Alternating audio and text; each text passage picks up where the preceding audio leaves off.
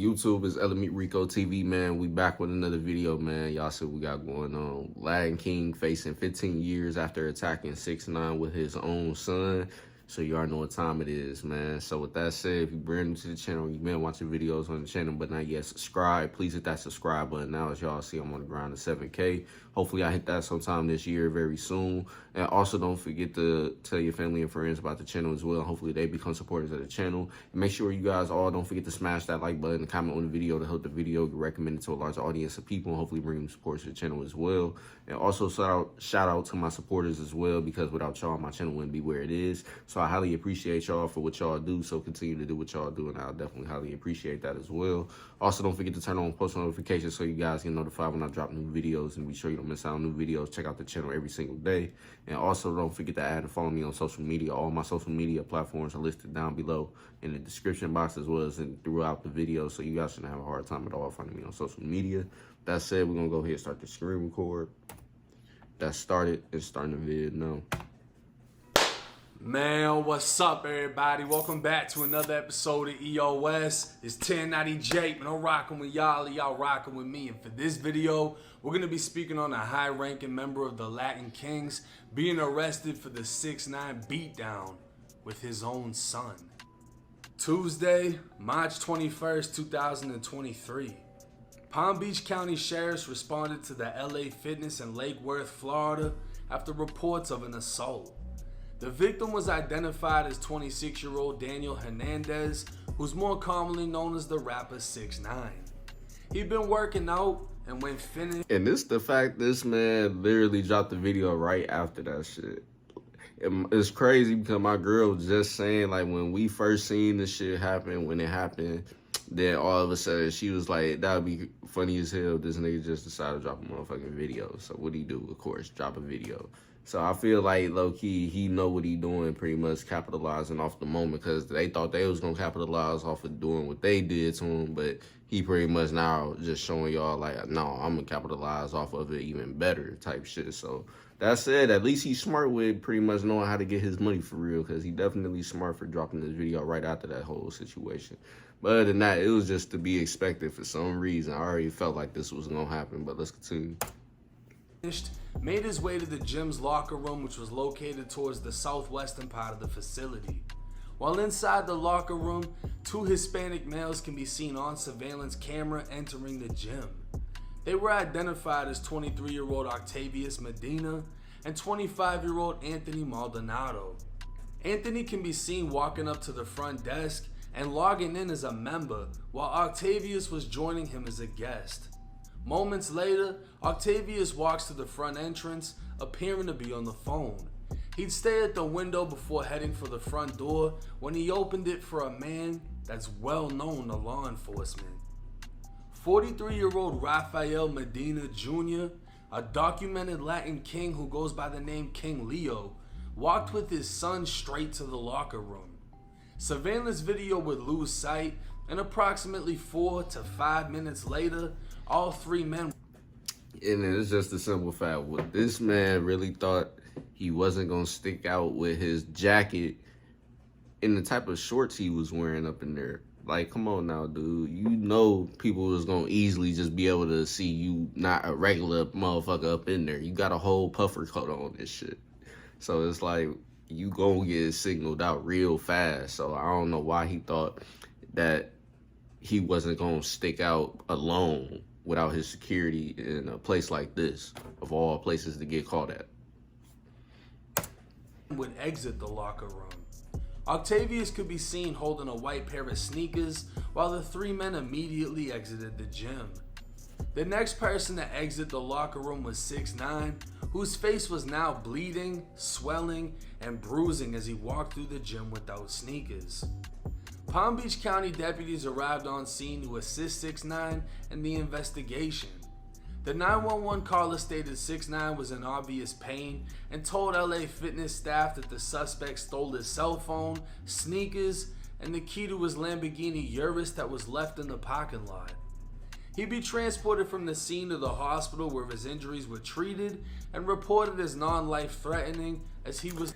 And then on top of that, your car is in a parking lot. So people already gonna know who it is just based off how you get your cars wrapped or painted, however he be doing his customization. But that shit, you was just bound to get caught at that point. Like, come on now, you should have known to bring your security, especially to a gym, even if you don't think nothing would happen at a public ass gym. But it is what it is, man. You live, you learn. But like I said, man, he was smart as hell just for capitalizing by dropping the video after that. Pretty much, he pretty much doing his own little damage control and shit. Cause now he can't say that nobody ever touched him, even though it's happened on multiple occasions. Now, just the simple fact these are people that he don't even know at all. So it's pretty much his first ever encounter of getting touched by pretty much people he don't know at all type shit.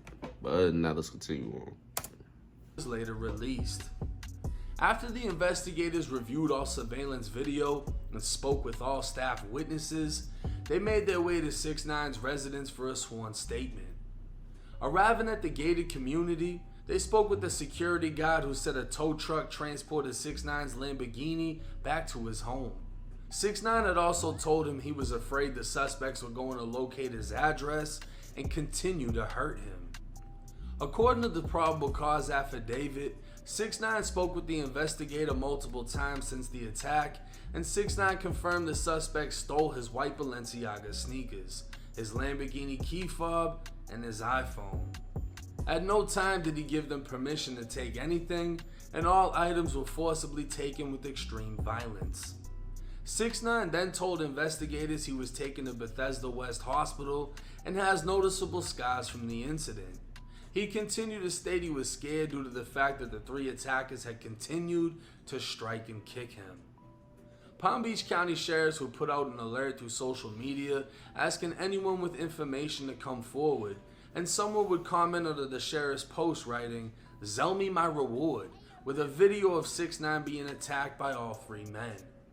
A second comment would go even further, posting an Instagram account of a man named Bullet Guzman, alleging he was the main attacker seen on video after he shared the video to his own Instagram story. It would later be determined he had nothing to do with the attack. According to the affidavit,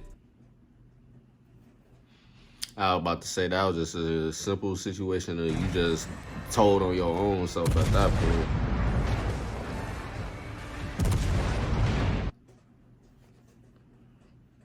the Sheriff's Department received several hundred anonymous tips, one of which identified the father-son duo. Another tip was received from a reliable confidential source who received a call from the father, Rafael Medina Jr., and he'd tell the confidential source he wanted to confess to the crimes he committed on video, stating he was wrong and was overwhelmed with anger. Investigators would note Rafael is a documented high-ranking member of the Latin Kings and has been for years. Just recently, gang unit detectives developed intelligence that Rafael is the Inca of the Palm Beach County chapter of the Latin Kings. The Inca is the first crown of a chapter and considered the president of that chapter. His criminal history would show he was sentenced to 120 months in prison after a Latin King federal gang RICO in the mid-2000s targeting drug distribution. Based on the investigation and the evidence presented, along with Rafael wanting to confess his crime to law enforcement, investigators found probable cause to arrest all three men with the attack and robbery of Tekashi 6IX. Only 9 days after the attack, all three men were placed in custody charged with second-degree robbery, punishable by up to 15 years in Florida State Prison, and first-degree misdemeanor battery, punishable by up to 1 year in jail. Bond was set for all three men, Rafael's at $52,000 and the other two at $22,000. Only having to pay 10%, all three men can be expected to be released and have been issued a no-contact order, meaning they can have zero contact with 6IX or each other pending the remainder of the case. 6IX has since been seen in Cuba, dropped a Spanish song for his Latin fans, and addressed the situation through an Instagram post saying, "First time addressing the situation. For 2 years I've been walking around with no security. Not saying I promote that, but now you see I really never hid from anything. If you ever crossed my path or came to my house, you girls know who you are. You can tell the world Danny drives his own cars and be solo. You know how many of you people see me in real life by myself in gas stations, supermarkets, restaurants, etc. Anyway, what happened here was nothing but cowardly. I'm not mad this happened. In the streets, there's no rules, so I can't say they were wrong. Obviously, it wasn't fair, but again, the streets have no rules. Just imagine having nothing to do with the situation and feel obligated to make it your business. Very weird. I'm happy to be here still, and I want to say I love my fans. Thank you. P.S. I never knew we respected jumping people.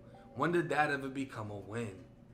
Now, one can only assume when Raphael called a reliable confidential source, he was calling his lawyer, who then notified law enforcement. His client planned on turning himself in before sheriffs executed a search warrant on his house and forcibly took him in. But small details that have been left out by the mainstream media may have a huge effect in this case.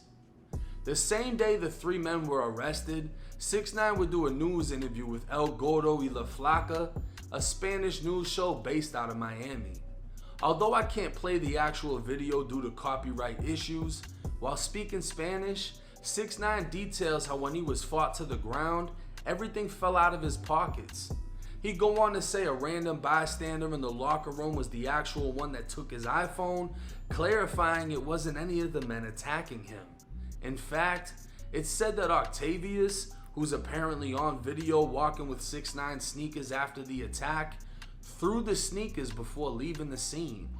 Whether or not he confused them with his own Crocs that repeatedly came off during his Stomp the Yard performance, it's debatable. But it's looking like the attackers may have a great shot at getting the robbery case thrown out, in which they'd be left facing a misdemeanor battery. The only item that's unaccounted for is the Lamborghini key fob, which they'd be able to argue one of the random bystanders took it, coinciding with what 6ix9ine said in his news interview. Now I'm gonna be honest, to hit 6ix9ine in any way, you gotta be a little bit brave and you gotta be a little bit off.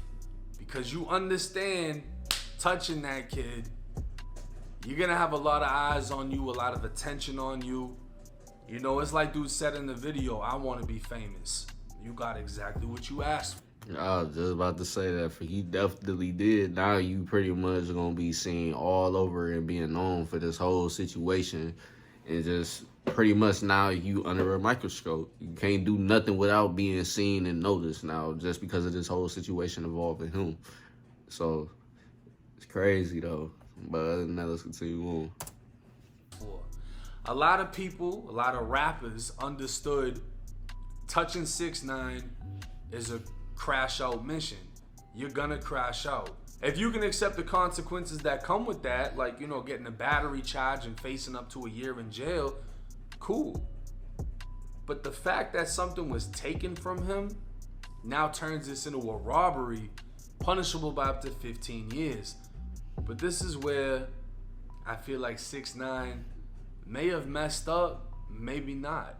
Maybe he wasn't trying to punish the dudes that attacked him, because he clarified on that news station it wasn't them that took his phone. All of his stuff fell out. Maybe he actually watched the dude that took his phone take it. He can't identify him, but he can identify the fact that it wasn't one of the attackers, which is gonna benefit them in their case. Now, as far as what 6ix9ine said about getting jumped and it being unfair, to be honest with you, he got off light. It really doesn't hit the same because of the time period that this happened. If 6ix9ine got jumped like this back when he was dissing dead people and dissing people's gangs and being the villain, the portrayal of a villain that really boosted his career, if he got jumped back then, it would have hit 10 times harder, literally. Yeah, because like around that time, people that was really mad about the people that he was dissing and shit, if they would have got their hands on him, that whole situation could have been way worse than what this one was. So he, like he said, he pretty much got off light, because if that happened back in the prime of when everything was really going on with all his beefs and shit, and everybody was really on that with him, it would have definitely been more crazier. Like, people would have probably went a whole step further and did way worse to him than what these people did to him just now, pretty much. So he definitely should be glad that this didn't happen back then, for sure. But other than that, let's continue on. The video is almost over. I'm probably not gonna pause it no more since it's only like 2 minutes left. So with that said, let's continue. But because it happened so late, it doesn't really have the same effect. I'll say this though. What happened to him was minor compared to what I assume people wanted to do to him. Getting jumped, I mean, he's saying it's a cowardly thing, but the same gang that he was repping, you gotta get jumped in. Damn near every single gang, you gotta get jumped in. If you violate, if you need to get disciplined, you get jumped. This is just normal protocol, you know? You're supposed to get your ass whooped. It ain't supposed to be fair. It's supposed to hurt. And it's a whole lot better than getting jumped in prison when instead of punching you, they're hitting you with knives. So in that sense, he got off light. It just looks intense because a lot of people haven't seen someone getting flipped like that unless they've been incarcerated or in the streets. Now, is he wrong for feeling like he can go around without security? I mean, that's on him. He may feel like he's changed directions and he's been hanging out with different YouTubers that don't have the same street ties, and he may feel like he doesn't have to worry about the same thing.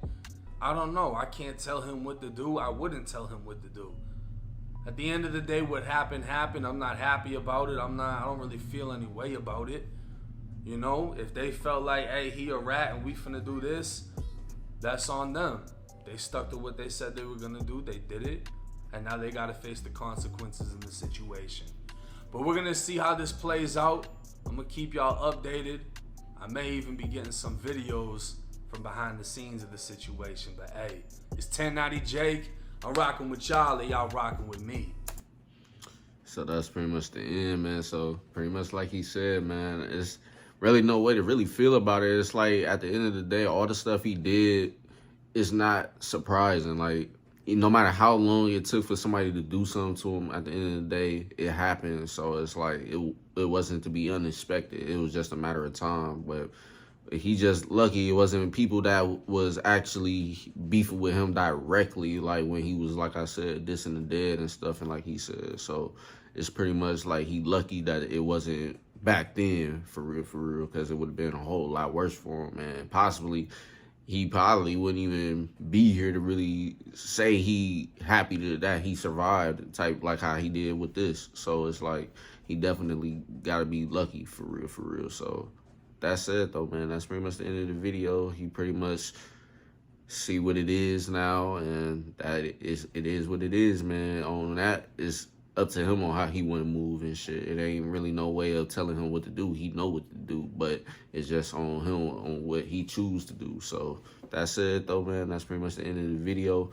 You guys enjoyed the reaction to the video itself in general. Make sure y'all smash that like button and comment on the video. It help the video get recommended to a larger audience of people. Hopefully bringing new supporters to the channel as well. Also, don't forget to tell your family and friends about the channel, and hopefully they become supporters of the channel. And be sure you guys all don't forget to smash that like button and comment on the video. Also, don't forget, if you haven't subscribed yet and you're brand new to the channel or you've been watching videos on the channel, to do so now. Because as y'all see, I'm on the grind at 7K. Hopefully I hit that sometime this year. And shout out to my supporters, man, because without y'all, my channel wouldn't be where it is right now. So I highly appreciate y'all for that. So continue to do what y'all do. Also, don't forget to add and follow me on social media. All my social media platforms are listed down below in the description box, as well as in the intro of the video, and will pretty much throughout the video. So you guys shouldn't have a hard time at all finding me on social media. And also, don't forget to turn on post notifications so you guys get notified when I drop new videos. And be sure you don't miss out on new videos. Check out the channel every single day. But with that said, though, man, that's pretty much the end of the vid. And I'm going to catch you guys later on more. So stay tuned. Peace.